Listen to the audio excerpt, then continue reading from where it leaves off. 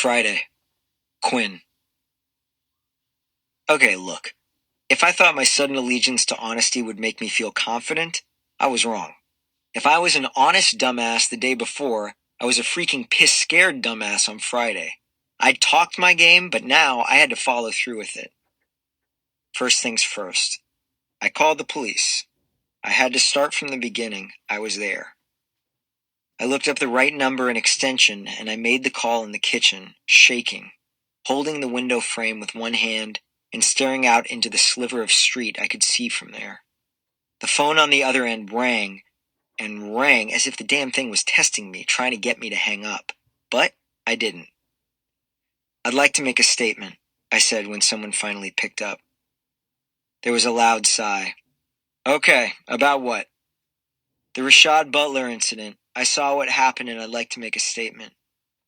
There was a long silence on the other end. It seemed as if he'd muffled the phone with his hand. When he came back on, he was quick and curt and aggressive and rattled off a litany of questions. "Look, were you in the store? Were you inside when it happened? Did you witness what happened inside Jerry's?" "No, I was outside." The officer sighed again. "Okay," he said. "Look, we have so many statements. I was there. I need to report what I saw." "Fine. I'll take it over the phone and someone will call you back if we need more. Name and address, please." I couldn't see the Galuzzo house from the kitchen window, but it was hovering nearby as if it, or everyone in it, was waiting for me just beyond my view. He took my statement, but didn't ask any questions, and he hustled me off the phone. No, I hadn't been inside. No, I didn't know exactly what happened, but that wasn't the goddamn point. I didn't believe Paul's story, but even if I did, it didn't matter. I know what I saw after that, and that was all that mattered. Plans for the march were all over the news, and so were discussions about how to deal with it. Would they cordon off the sidewalks? Would they try to stop the march altogether? Like usual, I walked Willie to school first, and as I doubled back around to Central High, I turned the corner onto Main Street, and then I stopped and nearly ran back around the other way. About 4 blocks ahead, slowly making its way up the street, was an enormous black vehicle, not a tank exactly, but it had 6 giant wheels, and its triangular metal nose looked designed to crash through concrete walls. One cop in all-black paramilitary gear stood in the lookout turret on top, and he surveyed the street as if he were looking for snipers. "Holy shit," I said out loud, as it dawned on me that it was heading straight for the high school. Was this the city's response to the protest? A tank? What the hell would come next? I zipped my coat up to the neck, worried now that going to the march was more dumbass than I'd thought. It got closer, the only friggin' thing in the road, and I realized I was shaking. I couldn't move. As it rumbled by, the concrete seemed to quake, and I stupidly ducked my head, as if that would keep me from being noticed, and steadied my hands by grabbing the straps of my backpack. Oh my God, I can't do this. I can't do this. Tanks. Freaking tanks are coming down the street. What the hell? Are they sending in the army? It chugged by in all the thunder of its machinery, but then there was something even louder. A jeering boo rising up out of the crowd of students gathered around the front steps of the school. The police tank continued on, and if it had meant to scare the students, it did the opposite. By the time I snapped out of it and got up to the steps, kids were yelling after the police tank. "This is what a police state looks like! Serving and protecting who? Don't shoot!" I found Jill, who was still at it, passing out flyers with info about the protest. "Hey, Quinn," she said, handing me one. "What the hell was that?" I said, thumbing to the street. She kind of bounced in place, all excited. "They're going crazy. I hear they're gearing up for major riots. We're not rioting. We're protesting. We have a permit to march." I looked back to the street and shook my head. I don't know. Now that I saw that. I mean, it was one thing to have a conviction, but to be beaten up or killed for it. Was it worth it? But is it really the right thing to do if the police are bringing in tanks? That's freaking scary shit. But even as I was saying this, another part of my brain was shouting at me. Tanks? What about Dad? Talk about a man who died for his convictions. How many times did he re-up after 9/11? 3. I was old enough now to know he wasn't fearless. He'd probably been scared shitless every time he went back. He wasn't strong because he wasn't afraid. No, he was strong because he kept doing it even though he was afraid. Jill looked to the corner where the tank had disappeared down Spring Street, the route we were supposed to march to get to 4th Street and Jerry's. I hear you, she said, but I was talking to Tiffany, and she was telling me about the speech her parents give her younger brother all the time. The speech, she said, all boys of color get from their parents. Did you ever get that speech from your mother? Did you ever get a list of ways you had to behave if the cops stop you? But this is different, isn't it? Jill waved out over the crowd. And it isn't just guys who fear the cops and families with boys. There's a whole movement for the girls, too. #SayHerName. It's big. This is about everyone who fears cops. I adjusted my backpack, pulled the straps tighter against me. Jesus, I moaned. Jill gave me a look. No, I said. I mean, that's real. I'm saying it sucks that there even has to be that hashtag, you know? Look, if there are people who are scared of the police every day of their lives, Jill said, determined, I'm going to live in fear of them for at least one day to say that I don't think that's right. I grunted. Quinn, come on. She pushed my shoulder. You said you want to do something. This is the something. Join the march. Look, Polly, Guzzo, my mom, they all hate me now. But it's like it says on the flyer. She pointed down to the paper in my hands. A block quote from Desmond Tutu covered the top half of the sheet. If you are neutral in situations of injustice, you have chosen the side of the oppressor. Jill curled a soft smile and glanced at the crowd, and then back up at me. This is like a real moment in history, Quinn, she said, not yelling, not shouting out over the crowd, but almost shyly, like she was sharing something that meant the whole world to her. I want to make sure I'm on the right side of it. I gazed out over the crowd of students around us. There were other white kids like me and Jill, and black kids like Tiffany and Toombs, and Latino kids and Vietnamese kids and multiracial kids, and kids I didn't know at all and didn't know how they identified. And I thought about what English had said to me and how many times I'd been a dick without knowing it. And it made me wonder how many times I'd remained neutral in the past, too, and what that meant. What did Dad do? He ran right into the face of history. I couldn't duck now just because I was scared. I'm going, I told Jill. I tried to be cool about it. I mean, I did wear that t-shirt and all. She laughed. All right, then. Let's go together. The school day was a blur of chaos. Nobody was paying attention to what was happening in class. Even most of the teachers were just letting the day run so we could all get out of the building. It felt like when the last bell rang, the dam would break and a flood of people would pour out of school. And it wasn't until I got out onto the sidewalk near the gym that I remembered that, in fact, not everyone was going to the march. As I looked around for Jill, I saw Dwyer cutting across the parking lot to the gym. He was hunched forward, not looking back, trudging his way to practice, and I wondered if there'd even be enough players there to run a play. They sure as hell couldn't run Rashad. What would they call it instead? There'd be consequences for all of us skipping practice, I knew that, but that would be Monday. Today, yes, Ma, I was trying to take some responsibility. I was marching. I repeated it to myself like a mantra. I was marching. I kept saying it as I scanned the crowd for Jill, pumping myself up because some people had told me racism was a thing of the past. They'd told me not to get involved, but that was nuts. They were nuts. And more to the point, they'd all been white people. Well, guess what? I'm white too. And that's exactly why I was marching. I had to. Because racism was alive and real as shit. It was everywhere and all mixed up in everything. And the only people who said it wasn't, and the only people who said don't talk about it, were white. Well, stop lying. That's what I wanted to tell those people. Stop lying. Stop denying. That's why I was marching. Nothing was going to change unless we did something about it. We, white people. We had to stand up and say something about it too, because otherwise it was just like what one of those posters in the crowd outside school said. Our silence is another kind of violence. I found Jill, and we walked with a huge group of kids, making our slow march to Jerry's. By the time we got there, the street was a river of people, an enormous group already, winding back from the corner store. They were chanting and waving signs. All the streets behind us were open, but the police had cordoned off the side streets along the march route ahead of us. We were stuck in a kind of tunnel. Fucking hell. Sure, they'd let us march from Jerry's to the police station. That was the plan, but if anything went wrong, we'd be trapped. Thousands of us. Noise already echoed off the walls of the buildings on either side of the street.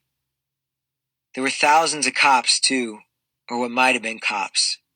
They looked more like an army of robo-cops. Black paramilitary outfits, helmets, automatic rifles. Jill and I kept squeezing our way closer and closer to the front, and when we could see beyond the first row of marchers, we could see the first line of the police guard, too.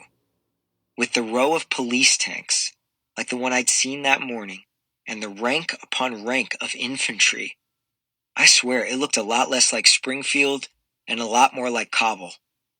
But it was the corner of 4th Street. I held my breath for a moment, feeling again what I'd seen there. Jill and I scooted toward the edge of the street, closer to Jerry's. I could see the black canisters of tear gas in the belt loops of the cops. I pulled out my phone and started filming them. I didn't know if I was allowed to film them or not, but I filmed them anyway. I filmed the tanks, too. I filmed the guys who had their guns raised and aimed toward the marchers. Then I tilted the phone back to me. "Hey, Will," I said into the picture. "This is for you. Ma's always telling us to take responsibility, that we have to live up to what Dad died for. We need to get good grades and go to a good college and take advantage of every damn minute of our lives because he died for us. I believe that. But I believe he died for this, too. If he died for freedom and justice, well, what the hell did he die for if it doesn't count for all of us?"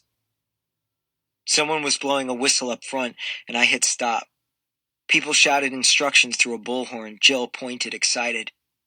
"I think I see Rashad up there. I think he's here."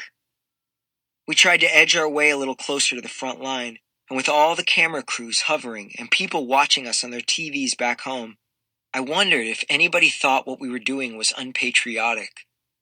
It was weird. Thinking that to protest was somehow un-American, that was bullshit. This was very American, goddamn all American. I craned my head trying to see Rashad, and seeing who I thought might be him, right next to his family and English, I couldn't help wondering how, years from now, Rashad would be remembered.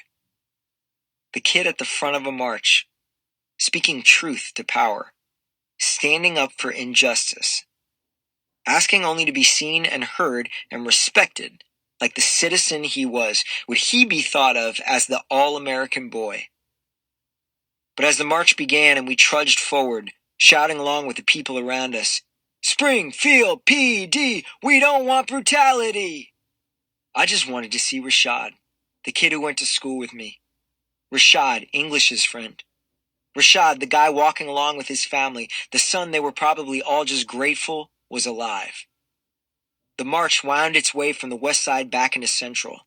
The streets swelled with bodies and chants, and as we got down to Police Plaza 1, the crowd started to fan out around the square. I followed Jill and joined a cluster right near the front. Whistles blew around the square, and the chanting stopped, the marching stopped, and everyone began to lie down on the ground. "It's a die-in," Jill told me, and I dropped like everyone else. Somebody had a microphone and a PA speaker, and she started reciting the names that I quickly realized were of young, unarmed black men and women who had been killed by the police in the last year. I knew some of the names from the news, but many I didn't. So fucking many. As I listened, I looked up into what should have been the dark autumnal evening sky, but instead the haze of flashing police lights, street lamps, Giant spotlights, the headlights of cars, the kaleidoscopic reflection off the cold concrete and glass of Police Plaza 1, all obscured the sky. There were no stars. The moon was hidden somewhere behind the blinding glare, and it felt like the city itself was collapsing, pressing in, taking only the shallowest of breaths in the squeeze of lost space. The list of names went on. And as I heard them, my mind sort of split in two, one part listening and the other picking up the ideas I've been kicking around in my head all day. Would I need to witness a violence like they knew, again, just to remember how I felt this week? Had our hearts really become so numb that we needed dead bodies in order to feel the beat of compassion in our chests? Who am I if I need to be shocked back into my best self? But Rashad lived. His name wasn't on the list.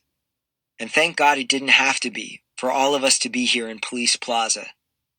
I rolled my head to see if I could find him. Rashad, I learned that the night before a protest, it's impossible to sleep. I didn't toss or turn. I just lay flat on my back staring into the darkness, my mind darting from thought to thought, from friend to friend, from brother to mother, from hashtag to hashtag. And in the morning, I wasn't groggy or grumpy or even sleepy. I was sick. And it was a good thing that I hadn't planned on going back to school until Monday, because I spent what seemed like hours in the bathroom shitting nerves and pizza. Once I finally made it out to the kitchen, my mother, who had taken the day off, was sitting at the table in her robe, sipping coffee, staring at the television. "Good morning," she said. Then, noticing my hand rubbing soft circles on my stomach, her voice went into instant worry. "What's the matter?" "Not feeling too well," I said, easing into a seat. "Should I take you back to the hospital?" No, I don't think it's anything like that," I hoped.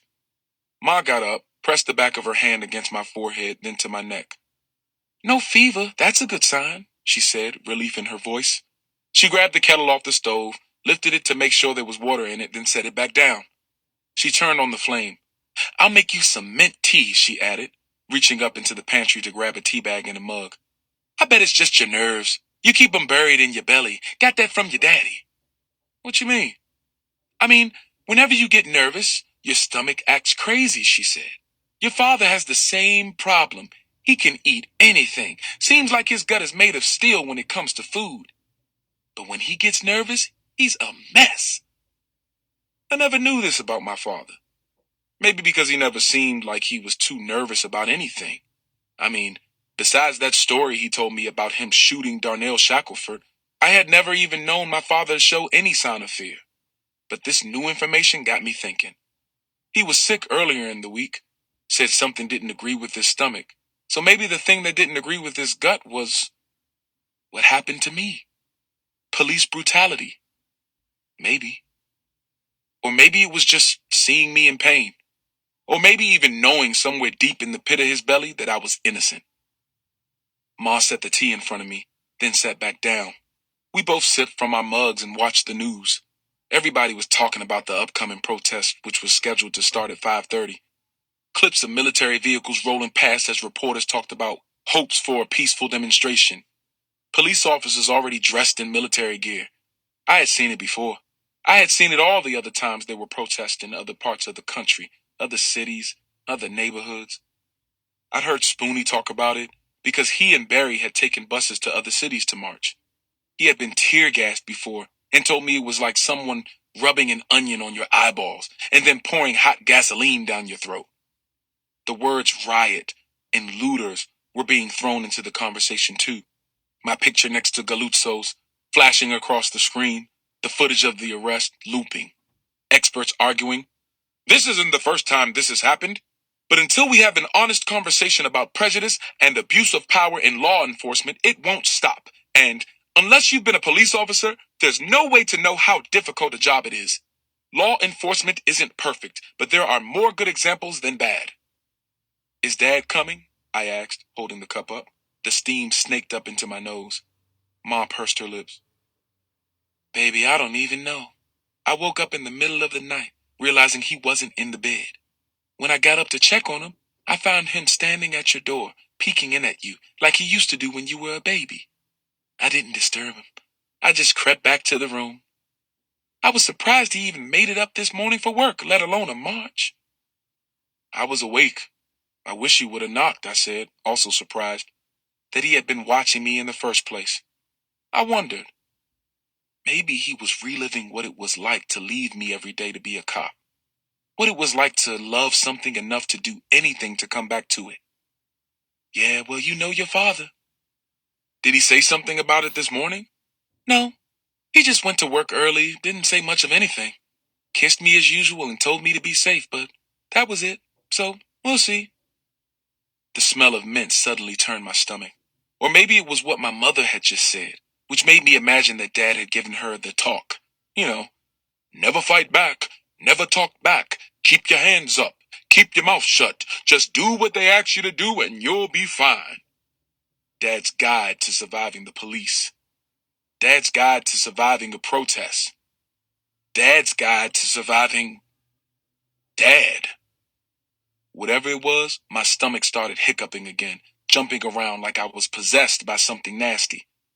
I set my mug down on the table and ran back to the bathroom. Once I made sure it was safe to leave the toilet, I needed to go lie down. Who knew that lying down for a week could make you so tired? But before climbing back in the bed, I got on my knees and reached underneath it, trying to grab a shoebox that I had pushed way too far back. Oh, it hurt. Once I'd finally swatted it close enough to grip, I pulled the raggedy box from under the bed frame and set it on the mattress. I popped the top off and started digging through the hundreds of pieces of torn newspaper. My family circus tear-outs. I don't really know why I suddenly had to see them now, except maybe they were a distraction I could really count on. I mean, I could have drawn something myself, but whatever was inside was what was going to come out, so it would have probably been another picture of someone getting slammed or something like that. So the family circus was better, easier. It had been a few years since I had looked at any of them, and leafing through them transported me back to sitting across from my father, licking marshmallows off the top of hot chocolate, reading them for the first time. Man, that seemed like a lifetime ago. Even thinking about it was like thinking about someone else's life, not my own. I mean, the innocence of it all seemed almost silly now. To think that life could always be as good as breakfast with your family and sharing the newspaper with your dad, looking up to him, imagining that one day you'd read the whole entire paper and drink coffee too.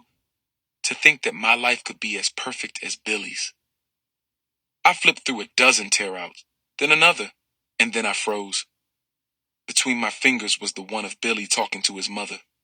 It read, "First thing you need to know is, I didn't do it." I put it to the side and pulled out another. This one showed the little boy standing at his father's bed. His father is just waking up, and the little boy says, "Put your glasses on, Daddy, so I can remember who you are." And another that simply said, "Mommy, when am I gonna reach my full potential?" They were still boring, still not funny at all, but I kept reading them. A simple and safe white family framed in a circle, like looking into their lives through a telescope or binoculars from the other side of the street, from a different place, from a place not always so sweet. I laid back in the bed and continued pulling them from the box one by one until finally I drifted off to sleep. But it was only a short nap because before I knew it, Spoonie was knocking on my door. "Lil' bruh, you gotta get up, man. It's almost time to go," he said, cracking the door, peeking in before pushing it wide open, just as everyone had done at the hospital. He was dressed in all black. Black hoodie, black jeans, black boots, a megaphone in his hand. "Damn. Get dressed," he said, followed by, "What in the world were you doing?" I looked around at all the scraps of comic strips littering the bed. "Nothing, ma'am," I said, sitting up. "I'll be ready in a sec." I put on all black too. Just seemed like the right thing to do. And met Ma, Spoonie, and Barry in the kitchen. Barry was also dressed in black. My mother, she had on her usual mom jeans, sweater, a light jacket, and sneakers. Oh, and a fanny pack. She was ready. They all were. But I needed to go to the bathroom one more time. Get it out, baby, my mother said, explaining to Spoonie that I had been sick all day, like that was any of his business. But that's Mom's for you.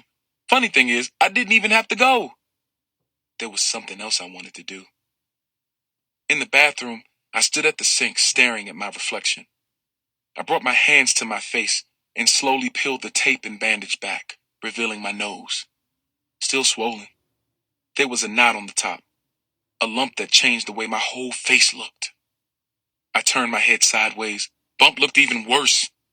I hated that damn bump, but I didn't want people to see me all bandaged up like that. Not because I was embarrassed. Well, I was a little. But more importantly, I wanted people to see me. See what happened.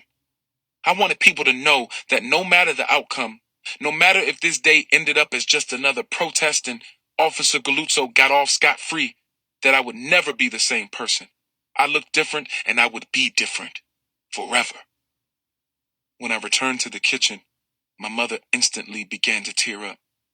My brother nodded, balled his right hand into a fist, and extended it toward me. You ready? I bumped my fist to his. Yeah, I'm ready. I couldn't believe it. We couldn't even get all the way to 4th Street because of all the people. So Mom parked on 8th and we walked down to join the crowd. English, Carlos, and Shannon all texted me telling me that they were in front of Jerry's. We wove in and out of the herd. So many people, mostly strangers, but everyone there for the same reason. It was unreal. Lots of people held up signs. Police officers lined the streets, creating a kind of wall containing us. There were these huge trucks, like road tanks, blocking us at either end, locking us into a 7 or 8 block rectangle. The news people were there as well. Men in gray suits and blue ties, holding microphones in front of some kids I recognized from school. Stay close, Spoonie said, as we pushed down 4th Street. He held my mother's hand, and I kept a hand on her shoulder as he and Barry led the way. I was glad they had done this before, because my heart felt like it had grown feet and was trying to run away from my body. As we moved through, eventually people started to recognize me, and the crowd began to split open, making a clearer path for us. I see Carlos, I said to Spoonie, raising my voice to be heard. There's English over there, Barry shouted back, pointing to the right. And there they were, my friends, my brothers, standing in front of Jerry's, holding big white poster boards. Rashad is absent again today, written in bold black marker. They went crazy when they saw us, Shannon waving us forward like we were the royal family or something, making sure to let people know to let us through. When we finally got to them, they each hugged me, then my mom. I looked out at the crowd. People young, old, black, white, Asian, Latino, more people than I could count. It was straight out of an Aaron Douglas painting, except there were faces. Faces everywhere. My teachers, Mr. Fisher and Mrs. Tracy, Tiffany, who gave me a look, both happy and sad, Latrice Wilkes. Ho! My comrades from ROTC. And because it was Friday, uniform day, they were dressed head to toe. Some of the basketball players, football players, neighborhood people, Pastor Johnson in a suit, but this time instead of a Bible, he held a sign up that said, Rashad is absent again today, but God is never absent. Katie Lansing was there. I didn't see Mrs. Fitzgerald, but I wouldn't have wanted her out there, even though I was sure she was tough enough to handle it. Even Clarissa was there, which was amazing. I waved to her, but the crowd seemed to think that I was waving to everybody. And so they all cheered for me, which was overwhelming. I knew it wasn't just about me. I did. But it felt good to feel like I had support, that people could see me. The chant was a simple one. I'm not sure exactly who came up with it. It just sort of started in the middle and rippled through the crowd. Springfield PD, we don't want brutality. Springfield PD, we don't want brutality. We chanted it. No, we screamed it at the top of our lungs over and over again as we started marching towards Police Plaza 1. Spoonie shouted it into the megaphone, and he wasn't the only one. Everyone was on the same page, chanting the same thing as we moved down Main Street. Me, Spoonie, Carlos, English, Barry, and Shannon were in the front of the crowd, and all of a sudden, our arms locked, and we were leading the way like The image came to me of raging water crashing against the walls of a police dam. Marching. But it wasn't like I was used to. It wasn't military style. Yo left, yo left, yo left, right, left. It wasn't like that at all. It was an uncounted step. Yet we were all in sync. We were on a mission. And as we approached the police station, standing on the steps outside Police Plaza 1 was my father. Spoonie slapped my arm and nodded toward Dad, totally surprised. My brother raised an eyebrow at me. I raised one at him. What? Then we both grinned at the exact same time. Ma, of course, was crying. Instantly. She had been doing a pretty good job at keeping it together, but seeing my father standing there waiting for us broke her. He jogged down the steps and met us with hugs. He didn't say anything. Just hugged and locked arms with us as we turned around and faced the crowd, still chanting, Springfield PD, we don't want brutality. Spoonie gave Barry the megaphone and she started chanting through the speaker, even louder than he had. He dug in his backpack and pulled out the papers, the same papers he showed us the night before at the kitchen table, as Barry slowly got down on the ground. She lay flat on her back, the megaphone still to her mouth, still chanting. Spoonie followed suit. He nodded to me. My father looked on, uneasy, as me, Carlos, Shannon, and English all laid down. My mother leaned into him and whispered something. The confusion slowly slid from his face, and he took his wife's hand and helped her lower herself to the ground. Then he joined us as well. And the people in front of the crowd followed suit, realizing what was happening. The die-in was beginning, and like dominoes, the crowd began to drop. Each person, young and old, lying flat on the dirty pavement. The police officers all around us in riot gear, their hands on their weapons, afraid and perplexed. Ladies and gentlemen, Barry shouted through the megaphone. Ladies and gentlemen, the chanting died down. We are here, not for Rashad, but for all of us. We are here to say enough is enough. We are here to say no more. No more, Spoonie gave the first paper to her, and into the megaphone she began. This is a roll call. Sean Bell. Then she followed with, absent again today. Oscar Grant, absent again today. Rakia Boyd, absent again today. Ramarley Graham, she paused, and at that point the rest of us knew exactly what to do. Absent again today. Ayanna Jones, absent again today. Freddie Gray, absent again today. Michael Brown, absent again today. Tamil Rice, absent again today. Eric Garner, absent again today. Tarika Wilson, absent again today. And Spoonie kept feeding Barry the papers, one after another, as she continued to read down the list of unarmed black people killed by the police. And I laid there on the hard concrete for the second time in a week, tears flowing down my cheeks, thinking about each one of those names. Quinn. And Rashad. Oh my God. He was right over there. Closer than I'd been to him when Paul laid into him. Much closer. And Rashad was looking at me too. I locked eyes with a kid I didn't know, but felt like I did. A white guy who I could tell was thinking about those names too. All I wanted to do was see the guy I hadn't seen 1 week earlier. The guy beneath all the bullshit too many of us see first, especially white guys like me who just haven't worked hard enough to look behind it all. Those people. I hadn't known any of them, and he probably hadn't either, but I was connected to those names now because of what happened to me. We all were. I was sad, I was angry, but I was also proud. Proud that I was there. Proud that I could represent Darnell Shackelford. Proud that I could represent Mrs. Fitzgerald, her brother, who was beaten in Selma. I wanted him to know that I saw him. A guy who, even with a tear-streaked face, seemed to have 2 tiny smiles framing his eyes like parentheses. A guy on the ground pantomiming his death to remind the world he was alive. For all the people who came before us, fighting this fight, I was here. screaming at the top of my lungs, Rashad Butler, present. Zoom out. Zoom out. More. A little more. The plaza flooded with bodies, but no blood. No lights and sirens. Just crackling voices, names, rising to the sky. In the center of it all, the boy who remains and the boy beside him. Two boys, in focus. Two boys, clear. A new tomorrow, an arm's length away.